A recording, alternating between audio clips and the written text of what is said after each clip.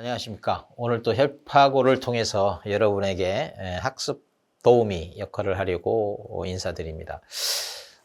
늘 뭐 제 영상을 따라오시는 분들, 그러니까 제 영상이 필요한 분들, 저는 이제 머릿속에 최소 한 번쯤은 시험에 실패해 보신 분들, 오히려 제 영상이 필요할 것이다, 이렇게 생각하고, 그러니까 이제 다시 한 번 실패 또는 몇 번 했지만 부활을 꿈꾼다. 소위 N수생이죠. 그래서 부활을 꿈꾸는 N수생들, 부애니 분들, 뿌앵이 분들, 예, 이런 분들에게 이제 도움을 특별히 더 드리려고 애를 쓰고 있는데요. 여러분, 그 모든 그 시험의 기본을 이루고 있어서 이게 안 되면 다 안 될 수밖에 없는 그런 과목이 있죠. 물론 학개론, 부동산학 개론도 있다고 말할 수 있겠지만 사실은 진짜 그 뿌리를 이루는 법은 민법입니다. 이 민법이 어느 정도 견고해지지 않으면 그 어떤 과목도 사상 누각이다, 이제 이렇게 말씀드릴 수 있겠습니다. 물론 뭐 그 어거지에 가까운 그 암기를 가지고 어떻게든 해볼 수는 있겠지만 그렇게 한 학습이 얼마나 그 현장에서 도움이 되겠습니까? 또 사실 실제로 그 시험 자체에도 도움이 끝내는 안 되는 경우가 많습니다. 그 민법 중에서요, 여러분, 그 민법을 공부하실 때 민법 자체가 궁극의 목적이기도 합니다. 그러니까 민법 공부해서 민법 시험 잘 보는 것도 큰일이지만 사실은 그 민법 공부가 다른 과목에 도움이 돼야 된단 말이죠. 힘이 돼야 된단 말이죠.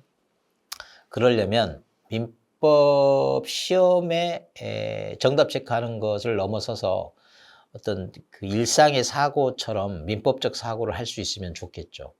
그런데 이 사고라고 하는 것은 그 용어의 그 이해도 또는 숙지도, 익숙함에 비례해서 나타나는 거거든요. 그러니까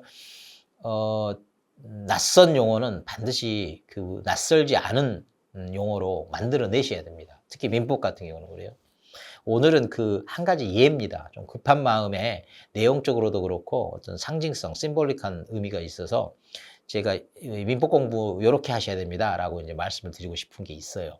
예를 들어가면서 그 예로 오늘 들고 나서는 게 뭐냐면 조건이라는 거 여러분 들어보셨어? 계약을 할 때 그냥 무조건적으로 그냥 이렇게 하기로 약속해 할래? 그러면 할게, 이렇게 청약과 승낙에 의해서 계약이 성립 그리고 발효하는 경우가 있지만 이 계약이 성립은 했는데요, 아직은 발효까지, 그러니까 효력 발생까지는 조건이 필요하다. 그럴 때 나오는 게 이제 조건이죠. 그게 충족돼야 효력 발생시키겠다, 우리 그렇게 계약을 하자, 이런 이제 맥락들이 있는 거죠. 그래서 그 조건과 따라다니는 게 이제 기한인데 언제쯤 가면, 언제 어떤 때가 도래하면 뭐 어떻게 효력 발생하는 걸로 하자, 이제 그런 건데 그 기한 이전에 조건에 대해서 이제 다루거든요. 그런 게 충족이 되면 이렇게 하는 걸로 하자, 이런 게 있어요. 그러니까 효력을 어떻게 하는 걸로 하자, 이런 겁니다. 그러니까 근데 이제 그게 크게 보면은 여러분 뭐 들어보셨겠지만 크게 그 떠오르는 거 있습니까? 그 정지 조건 있죠.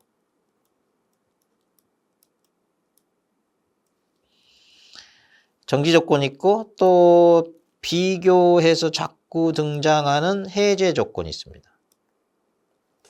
예. 요 두 가지를 어떻게 구분하여 정확히 이해하느냐, 대단히 중요하죠. 시험의 문장에도 자꾸 등장을 하고 있기 때문에. 그래서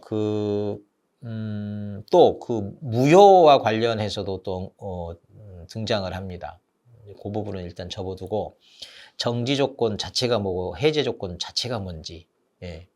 근데 이게요, 그 내용의 논리상 어떤 사고의 균형상 일관됨이 좀 즉각적으로는 안 느껴지기 때문에 좀 애로사항이 있는데, 일단 정지 조건은 조건이 충족될 때까지 정지시키는 조건이거든요.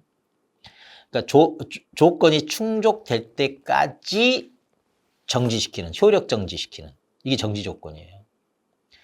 해제 조건은요, 조건이 충족이 되면 효력이 사라지는, 그래서 해제죠, 해제 조건. 근데 이게 두 개가 그 외형적으로는 대칭을 이루고 균형을 이루는 것 같지만 묘한 불균형이 있습니다. 정지 조건은요, 조건이 충족되면 그때 가서 정지한다가 아닙니다. 조건이 충족될 때까지 정지시킨다는 겁니다. 해제는요, 조건이 충족되면 그때부터 해제하겠다, 이렇게 돼 있어요. 그러니까 이 점에 주목을 하셔야 돼. 정지 조건은 당장 정지시킬 조건, 그리고 조건이 충족되면 정지가 풀리는 조건. 이해되십니까? 그 다음에 해제 조건은요, 당장은 효력이 발생돼요. 일단 효력이 발생되고 시작합니다. 그리고 조건이 충족되면 효력이 사라지죠. 이거는 문장으로 보다는 최종적으로는 그림으로 가지고 계시는 게 좋아요. 그래픽으로. 정지 조건은요, 일단은 효력이 없이 시작합니다. 그래서 어느 시점에서 충족이 되면 효력이 발생합니다. 그러니까 죽어 있다가 효력이 살아나면 이게 정지 조건이에요. 반대로 해제 조건은요, 살아있는 효력이 조건이 충족되면 어느 순간에 사라져 버립니다. 자, 그림으로 보니까 좀 감이 확 오죠. 네. 효력이 없다가 조건 충족될 때 이렇게 생겨나면. 해제 조건은요, 있던 효력이 사라지는 조건. 정지 조건은요, 없다가 생겨나는 조건. 여러분, 정지라는 말에 여러분 다시 한번 그 경험들을 되살려 보세요. 그 포즈라는 거 있잖아요. 어떤 옛날에 디지털 시대 아닌 시대에 이렇게 뭐 버튼을 누르면 일시정지라는 것도 있고 그랬거든요. 중단이 아니라 정지는요, 다시 살아나는 걸 그 의미 안에 담고 있다고 봐야죠. 일시정지. 정지는 일시정지 생각하시면 돼요. 그러면 어느 순간에 다시 어때요? 플레이로 가잖아요. 플레이로. 정지, 플레이 이렇게. 그 경험도 좀 활용하면 좋겠네요. 중단이 아닙니다. 정지는 그 의미 속에 포함하고 있다? 다시 돈다. 플레이로 간다. 해제는요, 해제는 말 그대로 풀어서 없애는 거잖아요. 그래서 효력이 사라진다. 그러니까 이 그림으로 그 머리에 떠올리면은 좋습니다. 그 문장으로만 그 기계적으로 드라이하게 이렇게 암기하듯이 하면요, 시험 볼 때 문장을 읽어도 떠오르는 게 없어져요. 그때 되면은 그야말로 그 미친 듯이 내게 혹여 남아있는 그 암기 코드들은 없는지 이렇게 그 끙끙대는데 힘이 없습니다. 그런 것들은. 그래서 여러분 앞으로 정지 조건 하면요, 이 그림, 여러분 방향에서 보면 이렇게 효력이 없다가 이렇게 생겨나는 거. 앞으로 정지 그러면 생겨나는 거, 해제는 거는 없어지는 거. 어느 때? 조건이 충족될 때. 이렇게 느낌적으로 좀 그 즉각적으로 이렇게 스스로라도 이렇게 떠올릴 수 있는 방식이 필요해요. 그러면 여러분 이런 것도 함께 이해할 수 있겠죠. 뭐냐면 불능 조건. 불능 조건이라는 게 뭡니까? 이루어질 수 없는 조건이죠. 불능 조건이 정지 조건이면, 불능 조건이 정지 조건이면, 자, 이루어질 수 없는 게 정지 조건이다. 그러면 이루어질 수 없으니까 계속 정지 상태로 가겠죠. 그럼 뭐예요? 한 번도 그 어느 때라도 효력이 발생할 수 없는 조건. 무효죠, 무효. 그래서 그렇게 따라서 이해가 되는 겁니다. 근데 기성 조건인데 그게 해제 조건이다. 기성 조건이 뭐냐면 이미 충족됐다. 그러니 이미 해제된다. 처음부터 없다. 해제됐다. 그러니까 계속 처음부터 밑바닥 무효입니다.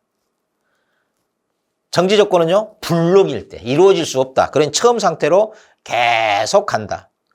그러니까 이렇게 표시할 수 있는 거죠. 계속 무효, 계속 무효. 그래서 무효 공부할 때 정지 조건이 무효가 되려면 불능 조건일 때, 해제 조건이 무효가 되려면 기성 조건일 때. 네. 그렇게 해서 이해를 하는 겁니다. 그렇게 이해한 후에 다시 암기를 마무리로 해서 이렇게 정리를 해두면 그게 이제 말하자면 시험에 유효하고 그 민법 공부만 유효하게 발휘되는 게 아니라 효능감이 다른 과목에까지 이제 파급 효과 생긴다는 거죠. 매우 중요한 조언의 말씀이고요. 이 방향으로 함께 따라오지 않으시면 인생이 불행해질 수도 있습니다. 예. 협박 아닌 협박. 예. 오늘 여기까지 하겠습니다. 마치겠습니다.